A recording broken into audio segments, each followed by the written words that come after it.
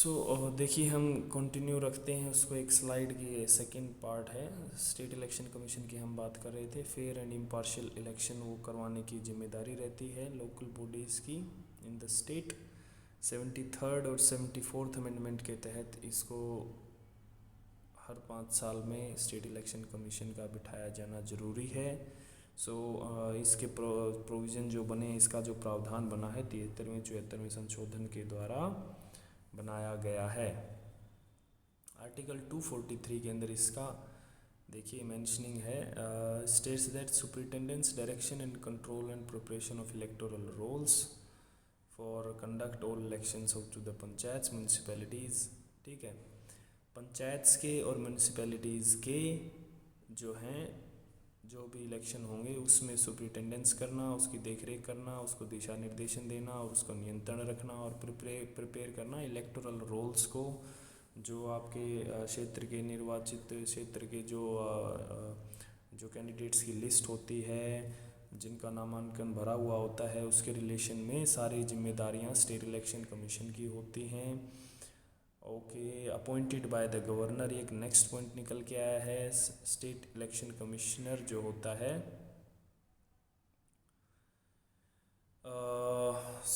देखिए single member body है vested in state election commission consisting of a state election commissioner to be appointed by the governor. एक राज्य का जो चुनाव आयोग जो कमिश्नर होता है वो गवर्नर के द्वारा लगाया जाता है। ये ए सिंगल मेंबर बॉडी है।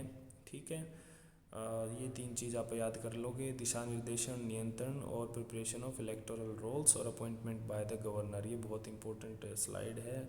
आर्टिकल 243 के अंदर जो है इसकी मेंशनिंग है। ठीक है, ये एक डायग्राम है कि इलेक्टोरल साइकिल क्या क्या है। देखिए वो प्लानिंग करती है, ट्रेनिंग करती है, ऑफिशियल्स को ट्रेन करती है कि भाई आपको इलेक्शंस ऐसे करवाने हैं, ऐसे नहीं करवाने हैं, आप ऐसे जाओगे, क्षेत्र में जाओगे, मशीनें लेके जाओगे, लोगों को ऐसे बोलोगे, वो ऐसे बैलेट डालेंगे। ठीक है, कैंपेनिंग कैसी होगी ये देखेंगी, नॉमिनेशन नामांकन कौन भरेगा, उसकी क्या क्वालिफ़िकेशंस होनी चाहिए, कोड ऑफ कंडक्ट क्या होना चाहिए, मीडिया किस चीज़ को जो है मीडिया से रिलेशन में इलेक्शन की जो भी कार्रवाई है वो भी इस रेगुलराइज की जाएंगी, रिजल्ट्स कब आएंगे, कैसे आएंगे, काउंटिंग कैसे होगी, वोटिंग कैसे पड़ेगी।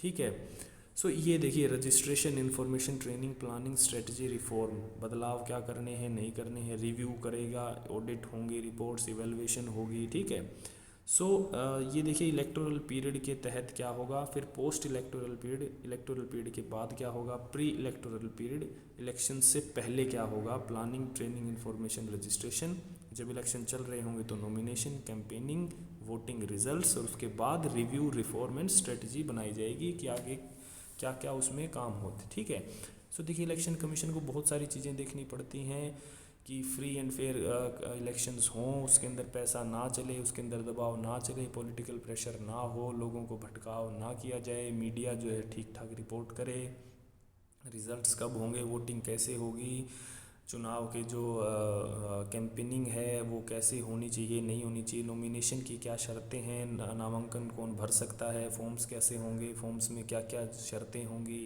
रजिस्ट्रेशन क्या होगा, information, training and planning.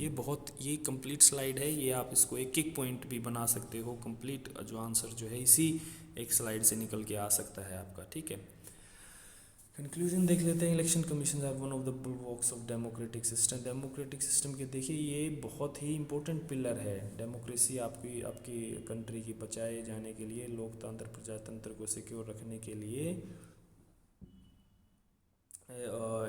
institutional integrity is a task that falls on all the 3 branches. You all know all the 3 branches of administration, executive, judiciary and legislature. These are the 3 pillars of our democracy. मैं पहले भी बताया है हमेशा।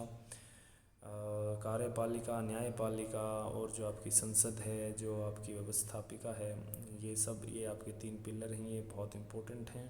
इन सब की जो है इंडिपेंडेंस, इनकी इंटीग्रिटी बनी रहे, इस वजह से इलेक्शन कमीशंस का होना बहुत इम्पोर्टेंट है।